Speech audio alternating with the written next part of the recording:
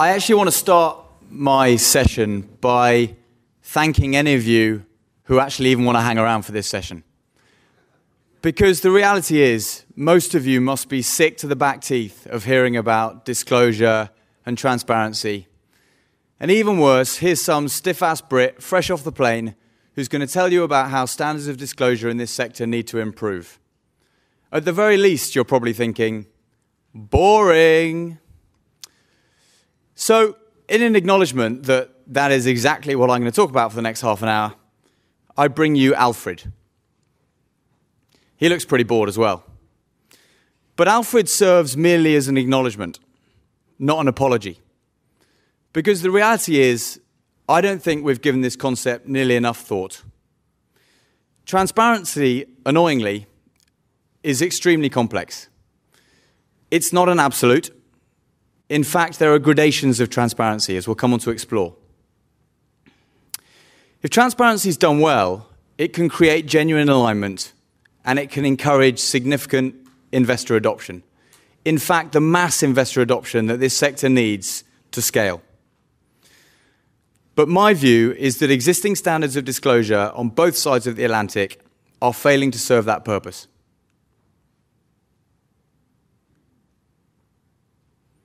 So, let's remind ourselves, why is transparency so important in the marketplace lending model?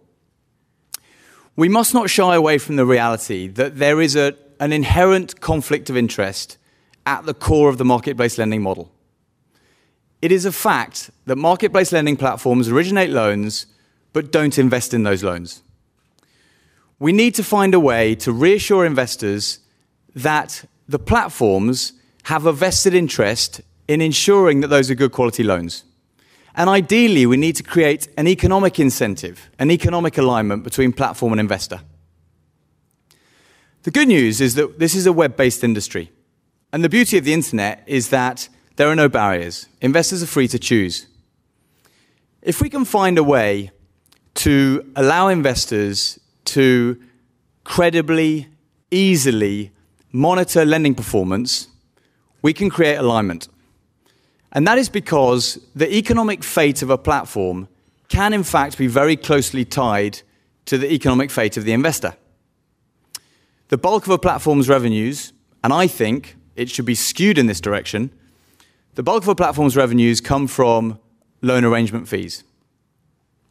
If loan quality deteriorates and investors vote with their feet and leave, platforms very quickly suffer in terms of reduced revenues. That is an incredibly powerful alignment. And even better, it's an economic alignment. So without committing capital, and by the way, committing capital there's been murmurings that that is one solution to this problem in the UK in the last few months. My view is that would completely destroy the sector, destroy the secret sauce, take us back to square one, remove all the efficiencies that have been created. Committing capital is a very bad way of solving this problem. Disclosure is a much, much better way of solving this problem. But to do that, the disclosure needs to be effective. Investors need to be able to effectively monitor lending track record and loan performance such that they can be reassured that there is some alignment. So we're going to explore how we can do that. So let's look at prevailing standards of disclosure. And the most obvious representation of existing disclosure standards is static loan book disclosure. So here you can see Lending Club's Q2 2016 static loan book. This is a 77 megabyte CSV file. For those who might not be so tech conversant, as indeed I'm not, that is far beyond the scope of the average home desktop laptop. Is basically beyond the scope of Excel. And on top of that, it's a snapshot. So actually, to extract anything from this disclosure, you need to stitch together a whole series of static loan books to establish some kind of track record to get a sense of what's going on. My own view is that static loan book disclosure is almost useless in terms of creating any practical alignment. Even an institution would need to stitch together many of these and then do a significant amount of analysis over the top, relying on a significant amount of computing power to actually extract anything meaningful. This represents intent, but it's not really serving any useful purpose. In the UK, we're blessed with a very forward-thinking and proactive industry body. And the UK P2PFA has applied standard definitions. I imagine that the Marketplace Lending Association in the US will quickly move to do the same thing. And that is clearly very, very helpful in improving comparability and beginning to create some standards. I would, however, signal a note of caution, and that's that in the UK, we are slightly amazed to discover that interpretation of capital loss is still not consistent.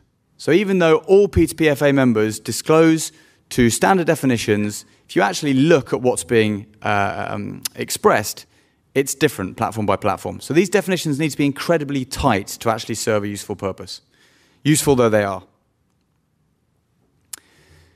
The next representation of disclosure is platform-derived statistics. So platforms are offering increasingly granular and detailed statistics representing what I would argue is the most important thing, and that's their net lending track record. Now, this process is even easier if there are standard definitions, but there are two further problems here. Firstly, there are no standard calculation methodologies, and achieving consensus on calculation methodologies is extremely difficult. If we look at the UK platforms, those that actually do the work to express a measure of net return pretty much all use different calculation methodologies, and absolutely the output is not comparable. But the other problem that Ron alluded to is that there's a credibility issue with this. It's very hard for the platforms to credibly represent their own lending track record. The final representation that's worth adding is aggregated industry body statistics. So the UK P2PFA aggregates some of the disclosures that they demand and publishes them in a central format. This also comes with problems. Firstly, the data is very simplistic, and it's not timely. It tends to be very delayed. And this is kind of unsurprising. Again, it's the right idea. But it's very hard to see how an industry body could be sufficiently well funded to deal with the complexity we're talking about here and to represent what we actually need to see, which is not volumes on an aggregated basis. It's net lending track record, defaults, arrears on a consistent like-for-like basis.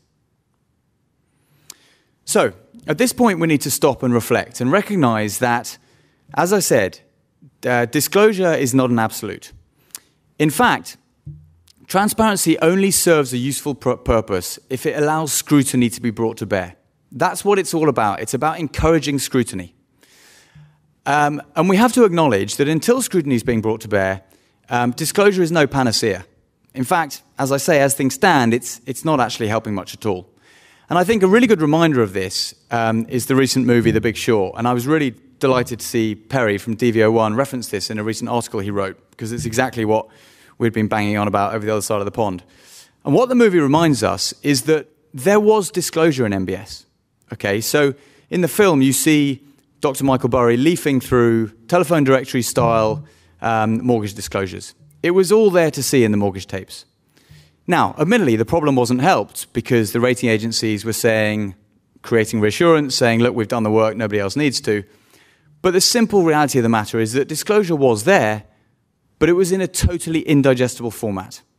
And in an indigestible format, it's nigh on useless. So we have to work to find a way to turn our disclosure into the right format. So, to summarize, disclosure is not an absolute, and we need to find a way to bring scrutiny to bear. Because if we do that, we will create the alignment that investors demand, and it's by creating that alignment that we can access new cohorts of investors that haven't yet touched this space and will ensure the mass adoption that the model needs to achieve scale. So let's look at what's going on in the UK and the US at the moment. This is absolutely not some Brit standing here and telling you that in the UK it's all great and you need to sort it out in the US. That is absolutely not the case. Standards of disclosure need to improve in the UK as well, industry body or not. So what have we got in the UK? We've got widespread disclosure of static loan books. All P2PFA members now do that. But as I say, it's the right idea and it's the right intent, but it's not actually providing much useful information. We have an industry body which has forced through standard definitions. Those need tightening up, but it's kind of the right idea. But what can we actually see in the UK? Well, look, we talked about permanent capital on the previous panel, and I have no doubt that permanent capital has been essential in getting the industry to where it is today, and it's an essential part of the fabric of funding going forwards. But my sense, in the UK at least, is that it's also created a bit of a fool's paradise, because it allowed platforms to claim that they were accessing institutional investment when actually it wasn't really the right kind of institutional investment. Early adopting equity fund managers buying into these specialist funds is not the kind of institutional adoption that this sector needs. The underlying assets are microloans. We need to find a way of opening up access to conventional fixed income and credit mandates. And there has been none of that in the UK to date. The other big cohort of investors in the UK is the advisory space. So the vast majority of the savings and pensions market is looked after by wealth managers and advisors.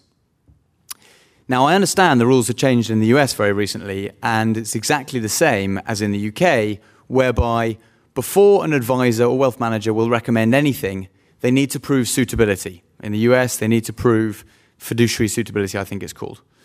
And at the moment, there's been no adoption by the advisory community in the UK, or indeed in the US, because we're not helping them to prove suitability. Existing disclosures aren't allowing suitability to be proved. And in the UK, lastly, we've had one securitization, but broadly, banks are reluctant to extend leverage. And so, the progress that's been made in the US with securitization has not yet happened in the UK. The net result of this is problematic. And that is that origination is slowing. And if we look at this from a net lending perspective, net lending is sharply in retreat. Now, clearly, given the effect this has on platforms' revenue lines, and given that platforms aren't at break-even yet anyway, this is a serious problem. We need to access new cohorts of investors. In the US, the picture is different, but basically very similar. There is some static loan book disclosure. It's even more granular, but it still doesn't really serve any useful purpose. The establishment of an industry body is a massive positive, but I don't think it's 100% of the answer. Clearly, we know that the US also has its problems. There's a confidence crisis post-lending club, and there are basically similar problems as in the UK. Little adoption by the advisory community, a bigger challenge potentially now they've got to prove fiduciary suitability. And yes, there's been some institutional adoption and more securitization, but it's still pretty specialist. It's still pretty alternative. There isn't adoption of this asset class by conventional credit and fixed income fund managers, and not enough in institutional adoption to get the scale, to get to break even. And the net result is the same. Origination is slowing. If I could show you a net lending picture, it would look even worse, just like the UK. So I believe the era has arrived where we need to embrace Transparency 2.0. We need to develop standards of disclosure to allow scrutiny to easily be brought to bear by these different investor cohorts. So let's summarize the problems with the existing standards. There's a digestibility problem. Static loan book disclosure is indigestible. It's too big, it's a snapshot, it's unwieldy, nobody's got a big enough computer, it's just not working. There are comparability issues. Standard definitions help, but it's very difficult to achieve consistency of calculation methodology if you're asking each platform to use the same calculation methodology. Achieving consensus on that is very difficult. And for as long as it's fragmented, not only are the calculation methodologies different, but you're making it hard for anyone to consume that information when they've got to go to each platform to consume the platform's own interpretation of its lending track record. And lastly, there's this objectivity issue, whereby if you rely on platforms to represent their own lending track record, there's going to be a credibility gap. So just pausing a second to look at this idea of consistency of calculation methodologies. By the way, this is exactly the same in the UK. I don't mean to pick on the US platforms. And in fact, I'm not picking on anyone here. These are two perfectly valid representations of net returns. Perfectly sound analysis. But they're different. And it's exactly the same in the UK. You ask each platform for analysis of its net returns, you get completely different answers. So how do we solve this? Well, potentially one solution is that we have a highly prescriptive, centralized solution pushed through by either the regulator or the industry body. We could really tighten up the standard definitions. We could agree what needs to be disclosed. We could standardize calculation methodologies. Bang, we get consistent answers. My view is that this wouldn't work. Firstly, you've got to achieve consensus. You've got to get all platforms to sign up to the same calculation methodology. Secondly, even if you do that, the sheer complexity of calculating a net return and representing it in an attractive format would probably result in some comparability issues, because it would be very hard to dig into the individual calculations and work out, yeah, this is like for like. And even if this was achieved, you've still got questions of objectivity. Plus, the output is fragmented because you're still effectively, you're forcing through the same definition and calculation, but you're getting the output from each individual platform. You're putting it in all different places. You want to put it in one place. So my view is, however good the regulator, however tight the approach, however forward-thinking the industry body, it's very hard to create a centralized solution. Our solution is that loan by loan cash flow data can accurately and credibly represent lending track record and allow scrutiny to be brought to bear in one place. So by looking at every cash flow from every loan, we can independently verify exactly what's going on in a loan book and put it in an easily consumable format in one place. Comparability is solved because definitions are standardized and the calculation methodology is consistent. It's extremely digestible because it's in one place, it's not fragmented, there's a charting package, it's accessed by a login, it's infinitely customizable, it's infinitely downloadable, etc. And finally, it's objective. A third party can easily achieve a credibility that a platform just can't do acting on its own. In fact, we believe that Transparency 2.0 can deliver 4 C's that represent this new era of transparency. We can deliver an output that is comparable, consistent, consumable, and credible. So comparable. Here we're looking at net lending for the big 4 platforms in the UK that provide us with cash flow data on a directly comparable basis so we can see exactly what's going on, apples for apples. Consistent. Here we're looking at arrears for those big 4 platforms. We interpret when a loan's gone late. There is no judgment in this. This is not the platform telling you when a loan's gone late. We see the cash flows. We know what the plan was at the outset. We can see when it goes late. But on top of that, we have the granularity to be able to find out exactly what's going on behind this picture. So if you look for a moment at the yellow line, which is Zopa, you'll see there's been potentially an alarming rise in arrears rates in the last 2 years. But actually, using cash flow analysis, you can dig into this data and find out exactly what's going on. So if we break out the Zopa data, we can see that the increase in arrears at the Zopa platform level is actually less a function of anything going on in underlying credit performance. It's purely a function of the fact they've added higher risk lending, they've added new credit grades. These credit grades are going out at a 17, 18% lending rate, and it's skewing the overall number.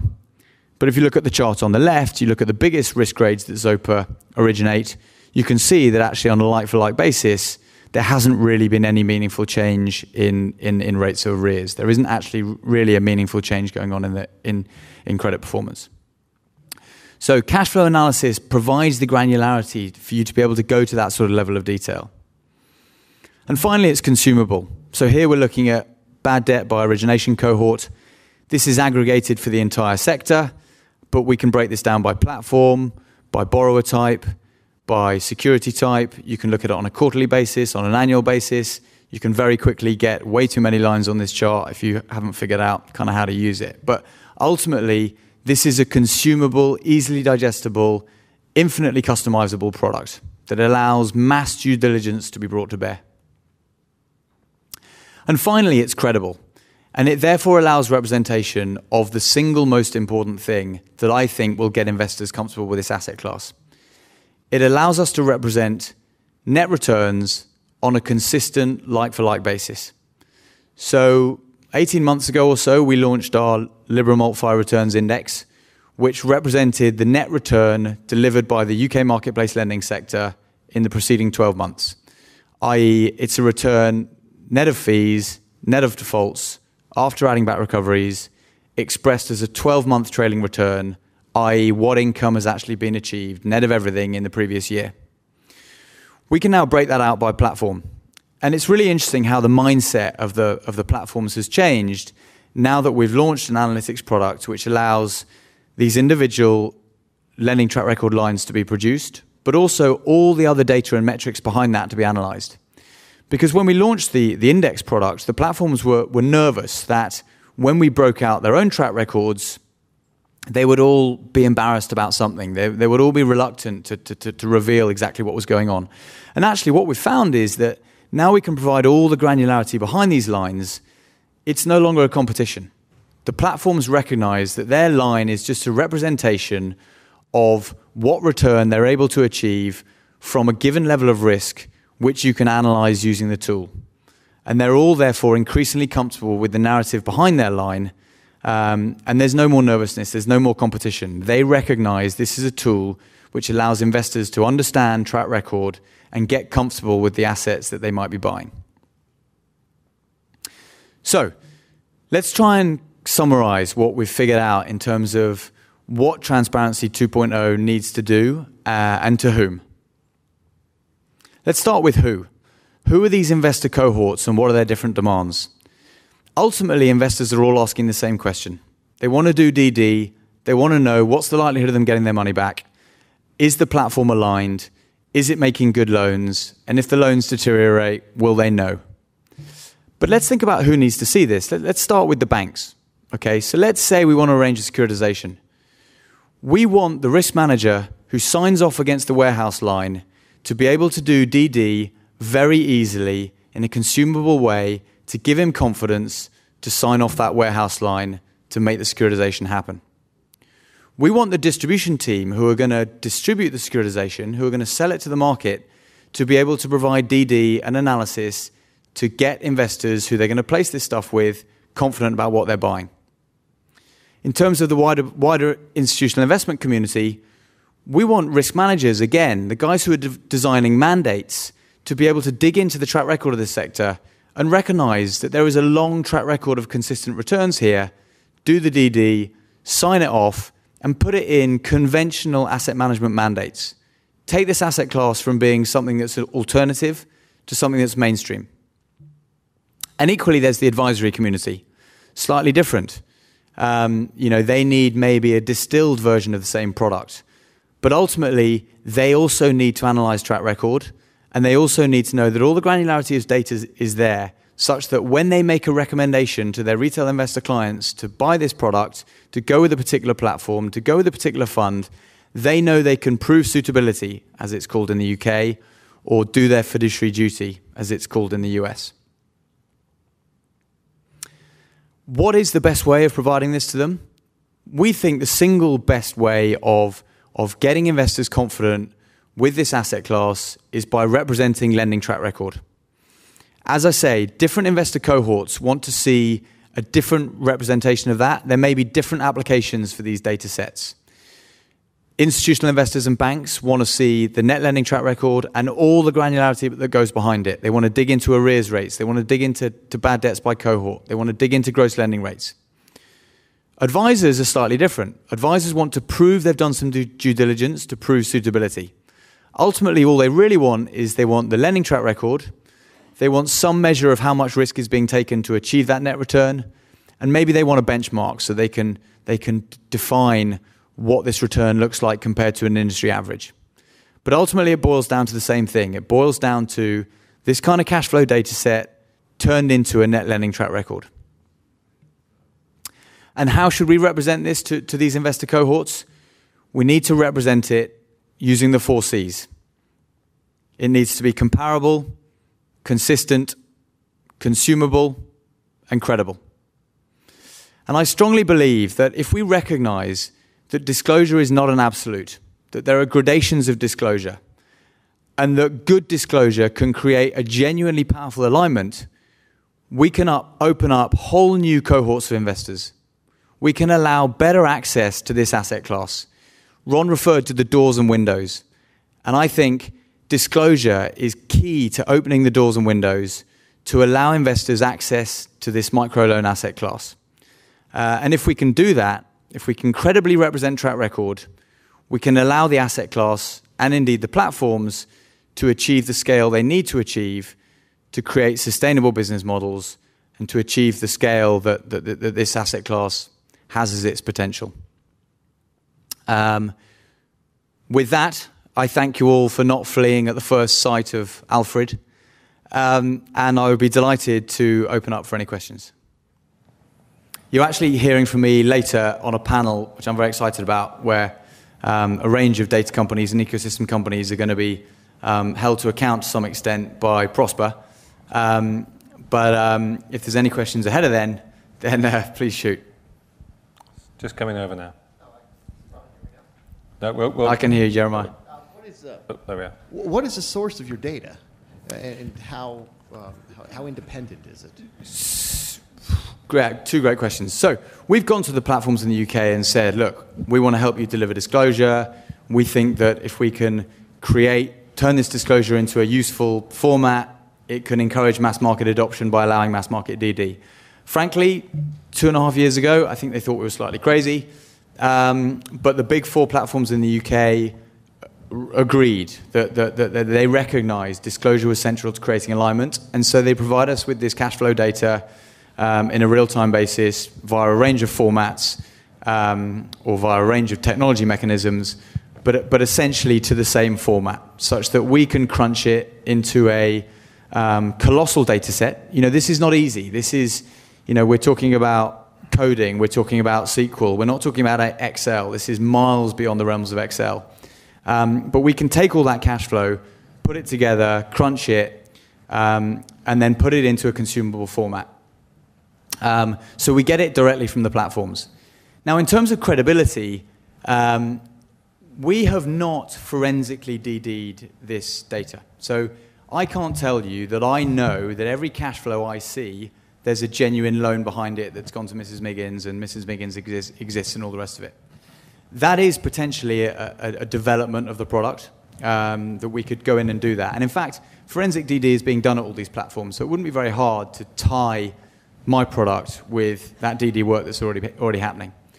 But actually, in terms of credibility, I can tell you that having grown side by side with these platforms over the last 2.5 years, and having worked with them to get their data into a format that actually allows this kind of analysis, we're as confident as we possibly can be that this data is for real. We know exactly what dodgy data looks like because we've spent years getting this stuff into the right format. We've identified, that's a test loan, right? You need to fix that.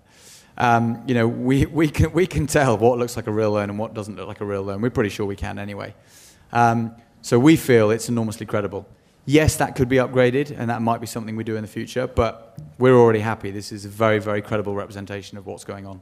So do you have an ability to make sure you're getting the whole loan set? So if you've got data from Friday and then on Monday you're 30% lower, you've got kind of a mechanism that says, what's the difference if you don't have a pay down? Yeah, so we see every cash flow from every loan. So we're not waiting for the output. We're seeing the cash go out the door. We see the loan go to Mrs. Miggins. We see if she pays the first coupon. If she stops paying, we decide when it's gone late. When we think, when we want to default it, we mark it down to 0. We see the recovery come in. We mark it back up. We have 100% visibility into what's going on. So that removes the credibility issues. That removes the standardization issues. We are being totally objective about what's going on. So as long as it was in the pool at some point, it can't drop out, so they can't give you selective data. We would see a loan drop out the pool. Where's Mrs. Miggins? Every loan's got an identifier. Got it. So if the loan's disappeared, we need to find out what's gone on. Thank you. One question for you also just online as well. Do you see any value at all in loan books being made available to the public in static form? Yeah, so that's a good question, and I guess I slightly rubbished static loan book disclosure. I absolutely do see a value in it. Maybe there are guys. Well, there are guys who have got big enough computers, enthusiastic retail investors who are scrutinizing those loan books. I just pity them because it's a pretty thankless task and it's not going to deliver much. So I wouldn't discourage that, but I think that And if the architecture has been created to make those static loan book disclosures, great. But I think we need to recognize that is not the end of this. To create genuine alignment, we've got to allow genuine scrutiny to be brought to bear. And that's not going to be done through static loan book disclosures.